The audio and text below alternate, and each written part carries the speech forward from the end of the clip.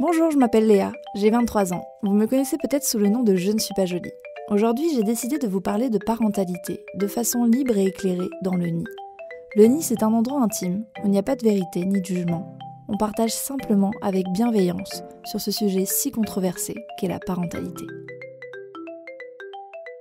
Aujourd'hui, j'accueille au micro du nid une jeune femme au parcours atypique. Barbara a 28 ans et a grandi dans un groupement religieux, les Témoins de Jéhovah. Elle nous livre son histoire et son enfance hors du commun.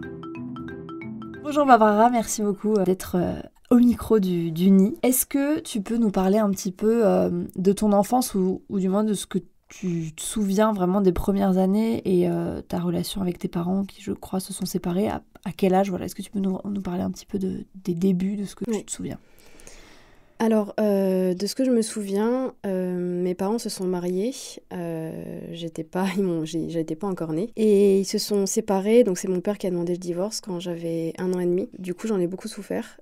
J'étais très proche de mon père. À chaque fois que j'entendais toquer à la porte, je pensais que c'était lui, et en fait, c'était pas lui. J'ai malheureusement pas eu beaucoup de relations avec mon père, puisque pendant 1 an, en fait, il est parti et il m'a pas du tout adressé la parole. Et je pense que c'était dû... aujourd'hui, j'ai pu en parler vraiment avec lui de tout ça. Ça fait des années que j'essayais de lui demander vraiment de m'expliquer concrètement pourquoi il avait eu cette réaction. Mais en fait, il s'était passé quelque chose avec ma mère qu'il n'avait jamais voulu me dire, qui a fait qu'il a tout plaqué en fait, et dont moi avec, alors que j'y étais pour rien. Du coup, après, mon père, j'ai commencé à le voir uniquement quand j'allais chez mes grands-parents, parce que ma mère, du coup, m'a éduquée jusqu'à mes 5 ans toute seule. Et mes grands-parents paternels ont pris la relève et tous les mois, j'allais chez eux, je passais un week-end et il n'y a que là, en gros, que je pouvais passer un repas avec mon père, voilà, juste à ces moments-là. Et ma mère, du coup, s'est remariée quand j'avais 5 ans. Et quand j'avais 2 ans, elle a rencontré les Témoins de Jéhovah.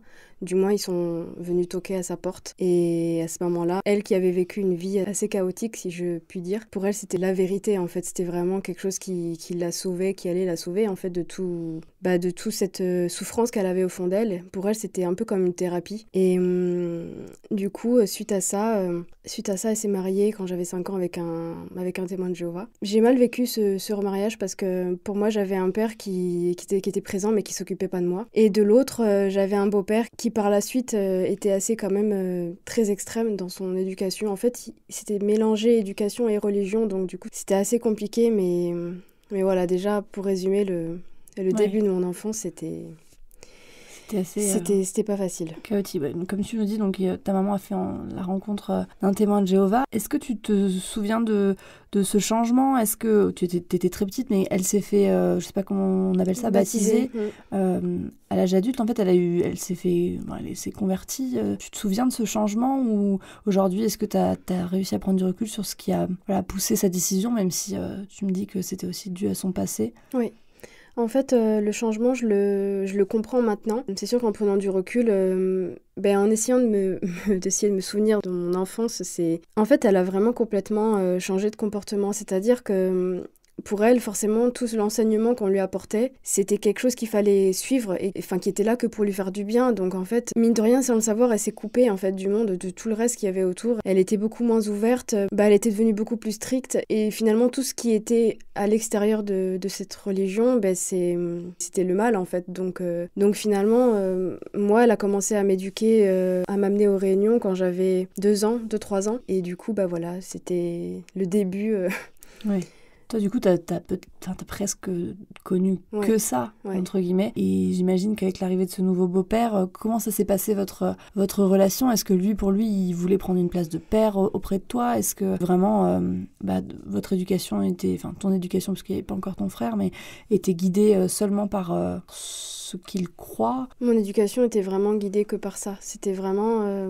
ma mère et mon beau-père ont toujours que ça à la bouche, en fait. C'est vraiment... ils n'ont pas autre chose. En fait, ils n'ont aucune autre pensée parce que pour eux, c'est vraiment... Ils se concentrent qu'à ça. Et moi, du coup, j'avais pas le droit de côtoyer les camarades de l'école en dehors, en fait, des cours. Je pouvais pas aller à la cantine. Je sais que jusqu'au lycée, j'ai pas été à la cantine parce que, en gros, j'allais trop les fréquenter, en fait. Et il fallait vraiment pas que je les côtoie. Je sortais pas après les cours, je devais côtoyer que les petits enfants en fait qui étaient dedans. Et sauf que dans mes plus proches souvenirs, souvenirs que j'ai jamais vraiment réussi à créer de réelles amitiés, en fait, quand j'étais enfant. Et c'est ça qui m'a beaucoup frustrée parce que finalement, on nous empêche de côtoyer les autres personnes en nous disant que, voilà, que c'est pas des bonnes fréquentations et qu'il faut pas les fréquenter parce que sinon ils vont nous influencer vers le mal. Alors qu'en fait, à l'intérieur, j'ai jamais vraiment eu des personnes qui m'ont comprise et qui finalement étaient des réels amis pour moi. Et du coup, dans mon enfance, ma mère était très maman poule. Mon beau-père m'a considérée toujours comme sa fille. Je dirais qu'il était, je sais pas comment expliquer, peut-être une sorte de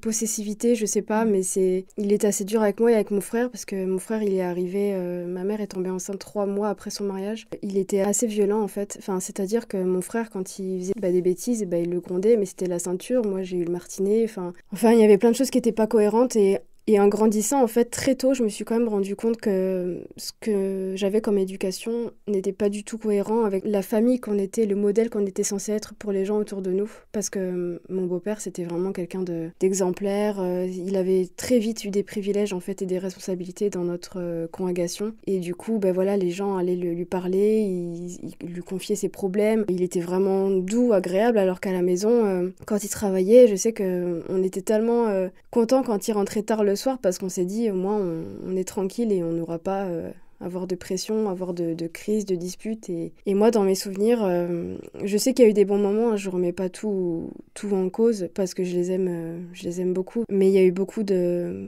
disputes, en fait. Dès le début de leur mariage, mon beau-père a été assez violent quand même, verbalement, et c'est surtout psychologiquement, en fait. Ouais. C'est surtout ça qui est le plus dur parce que c'est pas les coups qui étaient le plus important, c'est parce que c'est pas des coups vraiment qui donnaient. En fait, il cassait des assiettes, il balançait des bouquins. Moi, je me rappelle m'être cachée derrière une porte et voir ma mère, en fait, je devais avoir même pas une dizaine d'années, voir ma mère se faire balancer des bouquins sur la tronche. Et moi, du coup, aujourd'hui, je me dis, mais j'étais tellement faible, je pouvais rien faire, en fait, je pouvais rien dire et... T'as assisté à toute cette violence. Et j'ai assisté à tout ça, j'ai assisté à tout ce qui se passait chez nous, mais je me disais, mais c'est ça en fait, c'est ça qu'on est censé représenter.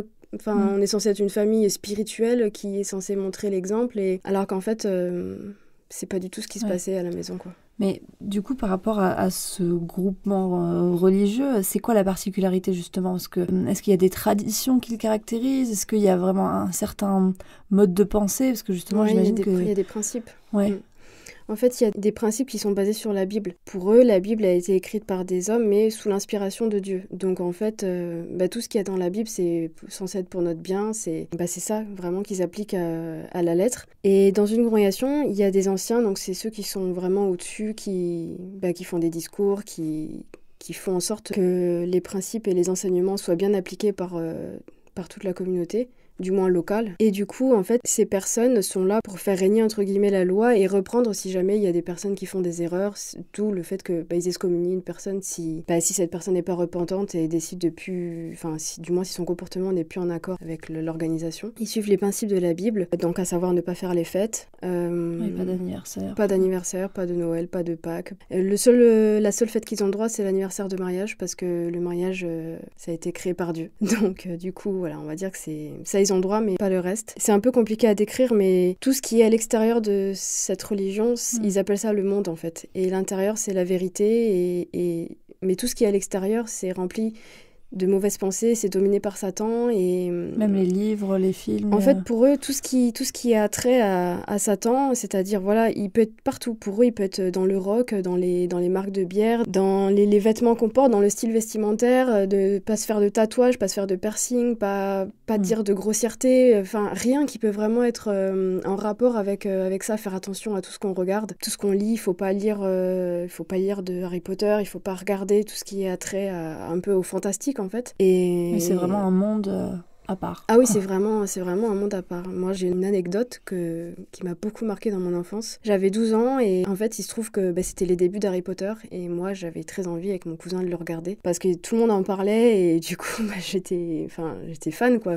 Et mes grands-parents nous les avaient offerts pour Noël parce que, je fais une petite parenthèse, en fait, mes grands-parents, vu qu'ils m'ont toujours pris, en fait, j'avais en quelque sorte quand même une double vie, finalement, parce que, étant donné que c'est là où j'étais le plus épanouie, Et ben ça m'arrivait quand même d'être avec eux pour Noël, pour les anniversaires. En fait, heureusement que j'avais ça parce que même si je côtoyais personne d'autre à l'extérieur, ben mes grands-parents au moins ils ont toujours été là pour moi et finalement j'ai quand même pu avoir une partie d'épanouissement dans ma vie grâce à ça. Et donc du coup ils m'ont acheté ces DVD qu'on a regardé le soir même en fait de Noël. Et en fait il se trouve que j'ai eu une paralysie de l'œil qui est arrivée.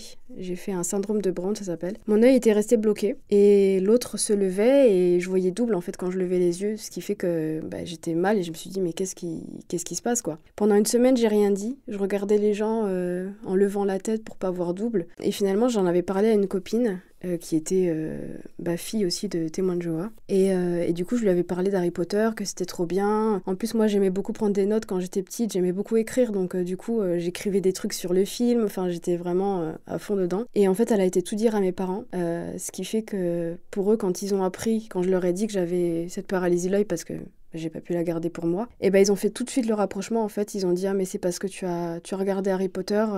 Pour eux le spiritisme ça a eu un effet sur mon œil en fait comme si que c'était peut-être pas une punition mais ouais c'est en gros c'est ça la conséquence de mes actes en fait. Finalement après en avoir souffert beaucoup dans toute ma vie, j'en ai parlé à ma thérapeute qui m'a dit qu'en fait c'était dû à un choc émotionnel. Parce que les médecins, du coup, parce que pendant 6 mois, cette paralysie, j'étais sous traitement, j'allais à Rothschild sur Paris pour faire des examens tous les mois. Moi, je me suis dit, mais c'est pas possible que ce soit lié à ça, et c'est pas possible que je reste toute ma vie comme ça, parce qu'en plus, les médecins m'ont annoncé que j'allais être paralysée dans tout le corps, que ça débutait par les yeux, et que après, avec le temps, j'allais vraiment être paralysée à vie, quoi. Donc moi, c'était hors de question, et dans ma tête, j'ai vraiment culpabilisé, et je me dis, mais non, je peux pas rester comme ça, en fait.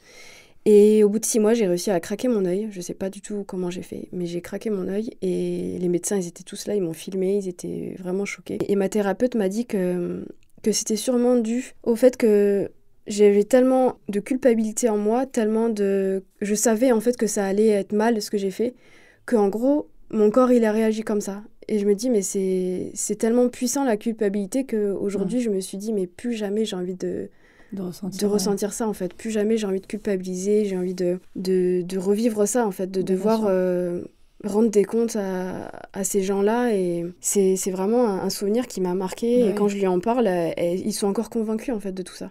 Pour eux, c'est vraiment... Ils sont encore dans leur vérité. Ah oui, complètement. Mais du coup, certaines personnes parlent justement des témoins de Jéhovah comme une secte, mais alors dans certains pays, c'est considéré comme une secte, mais en France, pas encore. Je crois.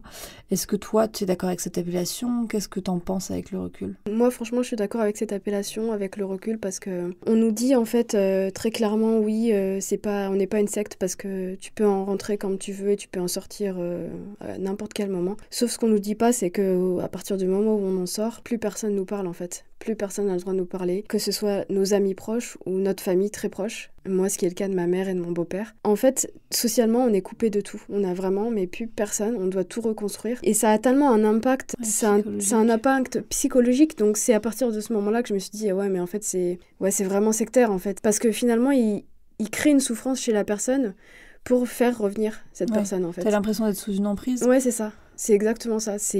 T'es endoctriné, t'es sous emprise et du coup, les autres, en fait, les témoins de Jéhovah, pour eux, ils n'ont pas d'amour inconditionnel pour les personnes. C'est vraiment pour Dieu, cet amour inconditionnel. Donc ma mère, ce sera toujours d'abord Dieu qui passera avant moi, en fait. Donc ces lois et ces principes, c'est finalement, c'est de suivre ce que dit Dieu, et Dieu leur dit de ne pas côtoyer des personnes qui se sont dit frères, mais qui pratiquent la fornication, l'idolâtrie, tout ça. Donc en gros, moi je fais partie de ces personnes-là, donc je ne suis pas censée être fréquentable. Oui, donc aujourd'hui, tu arrives à prendre ce recul pour se dire que voilà, c'est pas simplement une religion, entre guillemets, comme une autre, mais qu'il y a vraiment... une emprise. Il y a une emprise parce qu'ils font tout pour garder les personnes, en fait. C'est vraiment une manipulation, ils sont vraiment très forts. Le truc, c'est que tout est binaire, en fait. C'est soit on on sert Dieu et on est sauvé, parce que eux ils croient à l'intervention divine, que Dieu va... En fait, aujourd'hui, les gens croient à une fin du monde, mais eux, c'est pas une fin du monde, c'est la fin de ce système de choses, en fait. Que Dieu va détruire toutes les personnes méchantes, tout ce système de commerce, de religion, de politique, tout ça. Et seuls les témoins de Jéhovah, en gros, sont censés survivre, en fait. Donc c'est pour ça qu'ils vont prêcher de porte en porte, qu'ils vont sauver le maximum de personnes. Et moi, ce que je trouve vraiment malsain, en fait, c'est qu'ils se servent de la faiblesse des gens pour faire rentrer en fait les personnes dedans. Et ma mère, c'est ce qui s'est passé. Elle avait une vie vraiment triste et remplie de souffrance, et du coup pour elle c'était une libération en fait. Donc elle a pas hésité, et aujourd'hui ils se servent vraiment de ça, et c'est vraiment ça que je trouve malsain en fait. Oui, bien sûr. Et toi du coup par rapport à cette particularité, est-ce que tu t'es sentie différente de tes autres camarades? Comment ça se passait dans les moments où tu étais obligée, entre guillemets, de côtoyer d'autres personnes à l'école? Est-ce que tu as des souvenirs de tout ça? Oui, je suis remplie de souvenirs par rapport à ça, parce que j'ai très mal vécu justement le collège. La primaire encore ça va, parce qu'on joue avec les enfants, enfin, je veux dire, j'ai pas trop montré de différence, mais c'est plus au collège en fait. Le collège et le lycée, parce que je pouvais pas sortir avec les camarades quand ils m'invitaient à leurs anniversaires, ou même aller chez eux boire un café, ou enfin faire des jeux, ou j'en sais rien, je pouvais pas en fait. Très vite, j'étais pas une personne à fréquenter, et puis les rumeurs ont tourné que j'appartenais à une secte, parce qu'ils m'avaient vue dans la rue, de porte en porte, et forcément, en fait c'est dur, parce que quand on doit en plus aller prêcher, et si on tombe sur des camarades, on est censé être fier en fait. On est censé ne pas avoir peur, on est censé être fier de ce qu'on est, sauf que moi, je me suis toujours dit que pour être convaincant, il faut être convaincu. Et au fond de moi, j'étais pas convaincue, donc j'avais honte, parce que c'est pas ce que j'étais au fond de moi. J'avais envie d'être comme les autres en fait, d'être acceptée comme tout le monde. Et finalement, je l'étais pas parce que les personnes me rejetaient à cause de ça, parce que finalement, je les côtoyais pas à l'extérieur de l'école. Je pouvais rien faire, je pouvais pas manger à la cantine, je pouvais pas aller avec eux, Ouais, il y avait une sorte de fossé entre vous. Ça. J'imagine même en primaire, on fait les cadeaux pour la fête des mères. C'est ça, il n'y avait rien du tout. Ouais. Par rapport aux adultes, tu te souviens un petit peu des relations? Est-ce que les professeurs étaient au courant? Est-ce que les maîtresses étaient au courant, les maîtres? Est-ce que tu te souviens s'il y avait eu un lien par rapport à tout ça ou pas? Pas au lycée et pas au collège. Peut-être quand j'étais vraiment petite, je sais que ma mère avait dit aux maîtresses, mais je crois que je devais vraiment être toute petite, que en gros elle expliquait à la maîtresse qu'elle m'inculquait dans telle religion, que si je voulais pas manger le gâteau d'anniversaire qu'il y avait à l'école, qu'il fallait pas m'en vouloir, parce qu'en gros on fêtait pas les anniversaires, mais que si jamais elle voulait en manger, elle en mangeait. Mais en gros si elle l'avait dit aux maîtresses, que de pas être surprise si je voulais pas manger du gâteau au chocolat de l'anniversaire. Ouais, c'est vraiment une enfance un peu à part. Est-ce que tu peux nous parler un petit peu de la relation que tu as entretenue avec ton frère, du coup?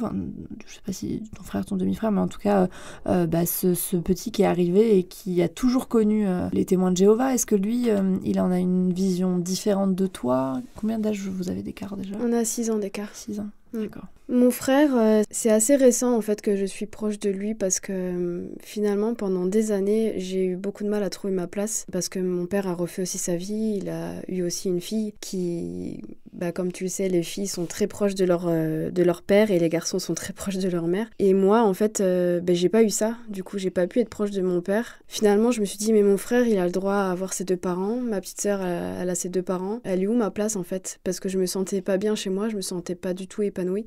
Les seuls moments où j'étais épanouie, c'est quand j'allais chez mes grands-parents, parce que je pouvais être moi-même. Et finalement, mon frère, j'ai l'impression que le pauvre, je lui en ai voulu alors qu'il avait rien fait, quoi. C'était compliqué un peu, parce que je l'aimais, mais j'avais comme une jalousie un peu. J'enviais en fait le fait que que ma mère l'ait eu assez rapidement, et que finalement j'avais plus ma mère pour moi. Déjà le fait que elle s'est mariée, pour moi on prenait ma mère en fait, et là mon frère il est arrivé 1 an après, et du coup c'était pas facile. J'ai mis du temps à l'accepter, et on se disputait beaucoup quand on était petits. D'ailleurs, quand je suis partie de la maison, ça lui manquait, nos disputes. Aujourd'hui, je suis très proche, parce qu'il a quitté, cette secte il y a 3 ans. Mais du coup, lui, il la voit encore différemment, c'est-à-dire qu'il est encore perdu.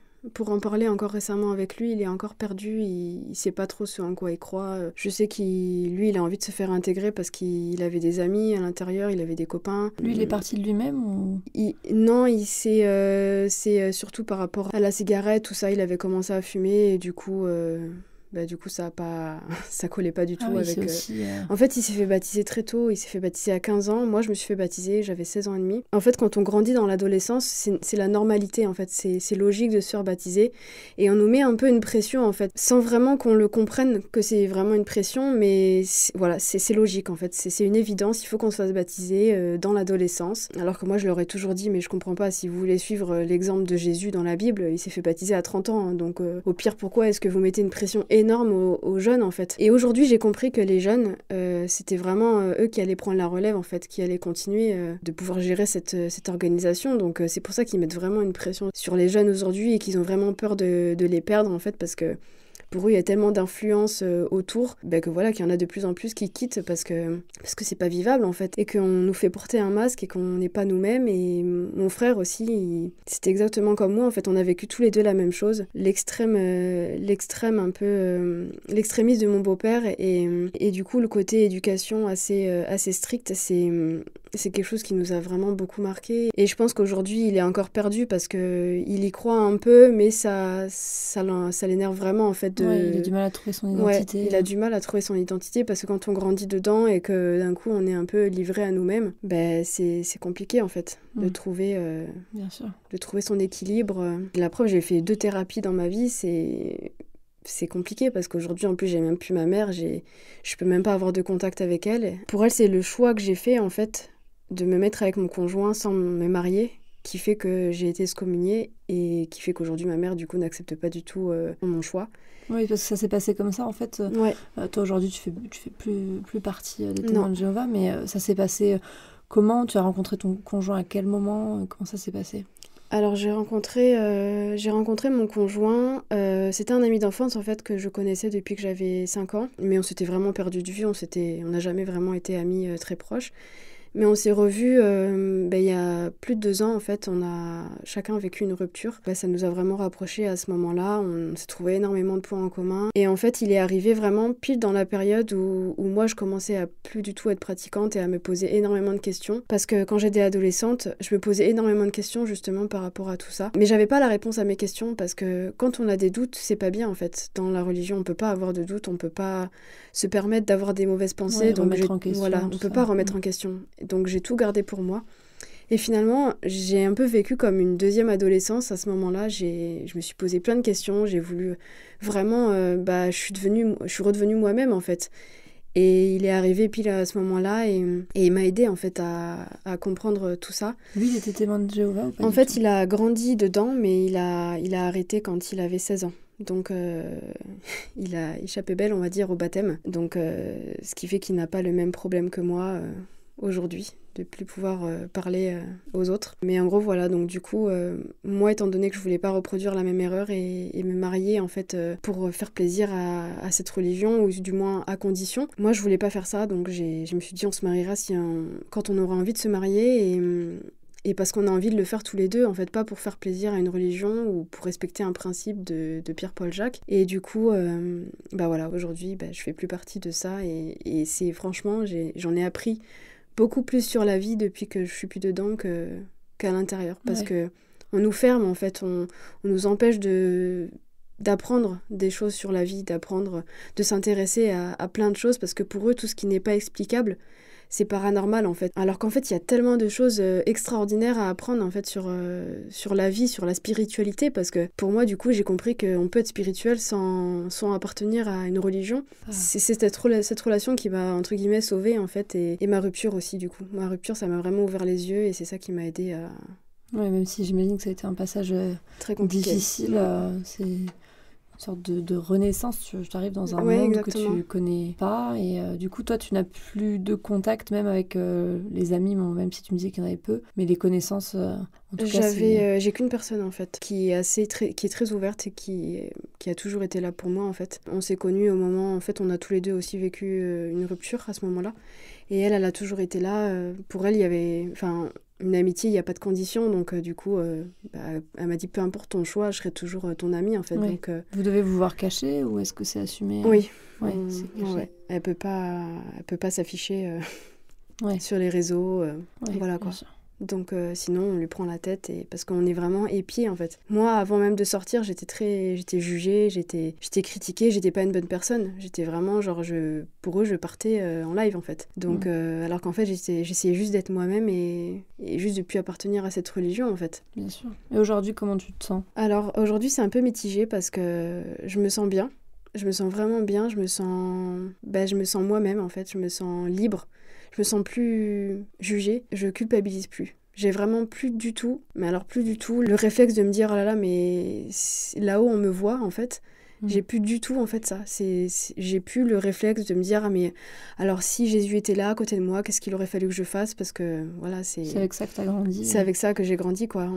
Il faut qu'on soit toujours une bonne personne en fait. Il faut toujours qu'on essaie de se dire mais là dans telle situation si Jésus avait été là, qu'est-ce qu'on aurait dû faire? Enfin, c'est vraiment une pression en fait.